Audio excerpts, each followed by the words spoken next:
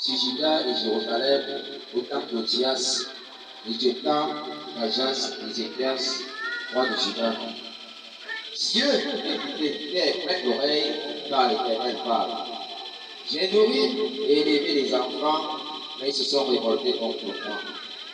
Le veau connaît son possesseur et l'âne la crèche de son maître. Israël ne connaît rien. Mon peuple n'a point d'intelligence. Malheur à la nation pécheresse, au peuple chargé d'iniquité, à la race des méchants, aux enfants corrompus. Ils ont abandonné l'Éternel, ils ont méprisé le Saint d'Israël. Ils se sont retirés en arrière. Quel châtiment nouveau vous infligez quand vous multipliez vos révoltes? La tête entière est malade, tout le cœur est souffrant. De la plage du pied jusqu'à la tête, rien n'est en bon état. Ce ne sont que les circoncisions et plaisirs. Ils n'ont ni été pensés, ni bandés, ni adoucis par lui.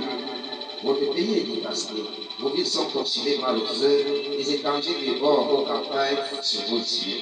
Le ravage et détruisent comme des barbares. La fille de Sion est restée comme une cabane dans une ville, comme une hutte dans un champ de concombre, comme une vieille et comme une ville épargnée.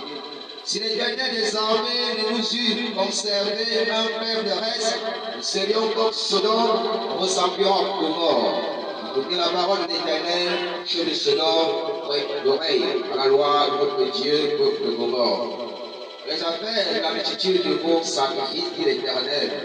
Je suis rassasié des holocaustes, des béliers et de la graisse des veaux. Je ne prends pas plaisir au sang des taureaux, des brebis et des veaux. Quand vous venez vous présenter devant moi, il vous demande de suivre mes pavis. Cessez d'apporter de belles offrandes. J'en ai en horreur l'ensemble, les nouvelles lunes, les sabbats et les assemblées. Je ne puis pas le plus s'associer aux solennalités. Mon âme est vos nouvelles lunes et vos fêtes. Elles me sont à charge. Je suis là de les supporter. Quand vous étendez vos mains, je n'écoute que vous, mes yeux. Quand vous multipliez les prières, je n'écoute pas. Vos mains sont pleines de sang. Lavez-vous, purifiez-vous, ôtez devant mes yeux la méchanceté de vos actions, cessez de faire le mal.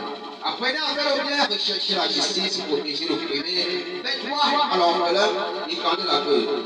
Venez et plaidons, dit l'Éternel, si vos péchés sont comme le crémoisi, ils deviendront blancs comme la neige, s'ils sont rouges comme la peau, ils deviendront comme la laine. Si vous avez de la bonne volonté, si vous êtes possible, vous mangerez les meilleures productions du pays si vous résistez, si vous êtes rebelle. Vous serez dévoré par le plaid, car la bouche de l'Éternel a parlé. Voyons, la cité d'Ineb est devenue une prostituée. Elle était remplie d'équité, la justice y habitait. Maintenant, il y a des assassins. Ton argent s'est changé en scorie. Ton cœur a été coupé d'eau. Les chiens sont rebelles et complices des voleurs. Tous lèvent les paysans et courent après les récompenses. Nos combats doivent à l'orphelin et la cause de la veuve ne viennent pas jusqu'à eux. C'est pourquoi voici ce que dit le Seigneur l'Éternel des armées. Le fort d'Israël, je tirerai satisfaction de mes adversaires. Et je me vengerai de mes ennemis. Je porterai ma main sur toi. Je fondrai tes souris avec la potasse.